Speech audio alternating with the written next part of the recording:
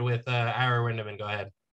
I guess, Eric, most importantly, where do we stand with Jimmy's ankle at the moment? He turned it. So I don't have anything more than that. If you talk to Jimmy right now, he says he's fine, but we'll just have to evaluate him tomorrow and see how he feels. Was there a point where you just say to yourself, you finally get PJ back and now Jimmy goes down, that it's always something, or do you just have to live in the moment? No, look, we had our opportunities. It wasn't about Jimmy being out or PJ, coming back after being out. We were right there. There were some key possessions where we needed to take away an easy one.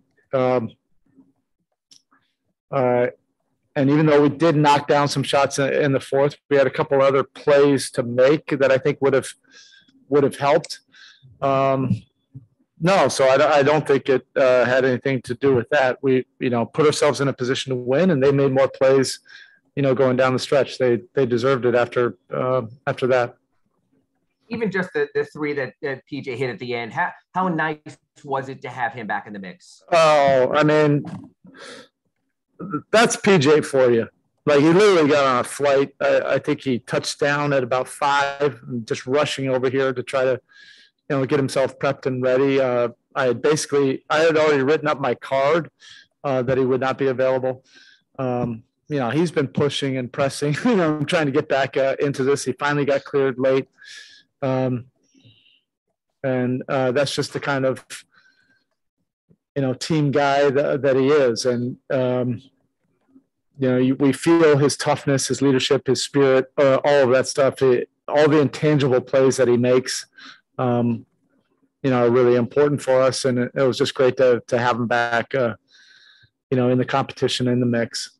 And then just talking about toughness, Omer goes out, takes the stitches above the eye, and you really could see when he came back how much his rebounding helped. What does that say about him, that he pushed to get back and did what he did on the boards?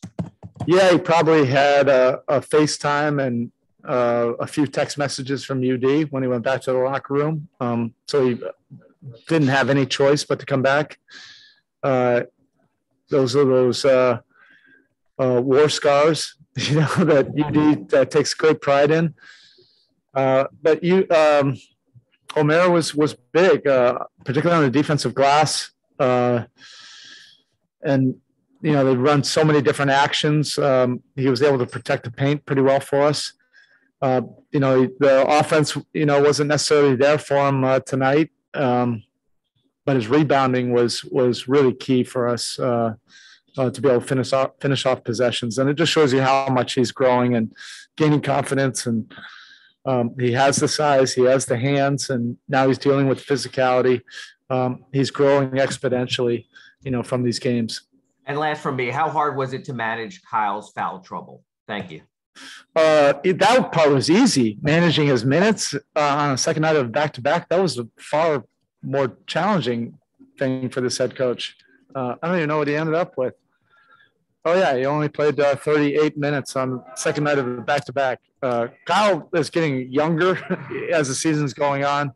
The foul trouble had no issue or impact, on the game. He's a savvy veteran. He knows how to play with foul trouble. And he was able to do it and still have a, pretty big impact and physicality on both ends. All right, up next we have Tim Reynolds, AP. Go ahead. Eric, it's been a theme in the league, obviously the last few days, the impact that these 10-day hardship guys are making. When you see a guy like Kyle Guy taking a charge on Draymond, I know your respect level for these guys is already through the roof, but when you see a kid try to make that play, just what's that tell you about how much he wants to stick somewhere? Look, these are extraordinary times. The world is so much different than it was 2 years ago. And our league, in the last 3 weeks, has really had to adapt and do things that we're not accustomed to doing. And every team has basically been, cycling through this to try to get enough players to be able to continue to play and keep our business going. And you can complain about it or think about the negatives. Or I think the flip side of it there have been some really touching and remarkable moments that have happened in the last few weeks. And these are examples of it. We've had some amazing nights where guys have been able to get a bigger opportunity and have these memorable moments and nights to impact winning. And I love that, all the new guys that have come in here have been embraced by our guys. And they've, been able to contribute. Kyle Guy is a gamer, so he figures out different ways to impact and help you by making winning plays. And that was an example of it. He's probably the smallest guy on the floor, but he is a fierce competitor and put his nose in there and was able to take a hit. But I think if you just observe his career, he's found different ways to make an impact, and he's far more than just a shooter. Thank you, Spo. Welcome. Right up next, we have Cooper Moorhead, Eat.com. Go ahead. So you've talked a lot this season about how Kyle and Jimmy kind of thrive in the random aspect of the offense, and it seemed like the Warriors were kind of forcing a lot of random offense out of you. What was Golden State doing to turn the game into that? And then also, where did Kyle thrive in that? Well, Kyle, thrives in that kind of chaos because he can still keep his mind organized and communicate to keep everybody else organized. And that's not an easy task to do. When you're adding all these new guys and trying to implement an offense, and yes, we're keeping it simple, but then you're facing a very dynamic, unique defensive team. They have incredible versatility. They can play multiple schemes and they can do it from possession to possession. Great players in this league are able to navigate all that and still find ways to manipulate, the defense and get the kind of looks that you want to get. And that's what, Kyle is able to do. He's seen every single coverage in the league. So he was able to be aggressive and get us some open looks. We did have some miscues, with the turnovers. But that's part of things on the fly and trying to get on the same page. But without his playmaking, this game could have been, a 20-point game. So he just helps, organize. I'm really enjoying, this partnership because I truly feel like we have a coach out on the floor helping organize and get guys to their spots and get us to the actions that we need to get to.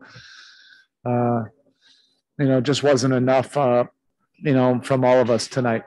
And Golden State, made some plays down the stretch, and they're, such a unique offense. They got so many easy ones on cuts and off-ball movement, but you're not facing that every single night. Thank you. All right, up next, Wes Goldberg. Go ahead. Erik, lately you've been putting Caleb Martin in those positions, whether it's on De'Aaron Fox or on Steph, sort of as an on-ball stopper, starting games that way. What have you seen from him defensively that kind of led you to that, I don't know, maybe inclination that he could handle that kind of spot? Well, he's been developing, that kind of mindset, since training camp. He came to us, he still is a two-way player. And that was the role that we had available, whether he could grow into it or not, or whether he had that kind of background or not, or whether we'd get the opportunities or not. That's the role. If you want to try to take it, embrace all of it that comes from it to prepare for that. And he's done that. He's been relentless with his work ethic and his film study, working with the coaches. He's extremely coachable. He's been coached well, in Charlotte. And I think he was coached extremely well by Coach Musselman. So he has some good habits. And he's a competitor. He wants to get out there. So, he's done everything he's needed to do to to try to take on that kind of role. And that's what we've needed from him. And, he's really earned those minutes, and those minutes have grown. All right, Coach, that's it. Thank you. Thank you.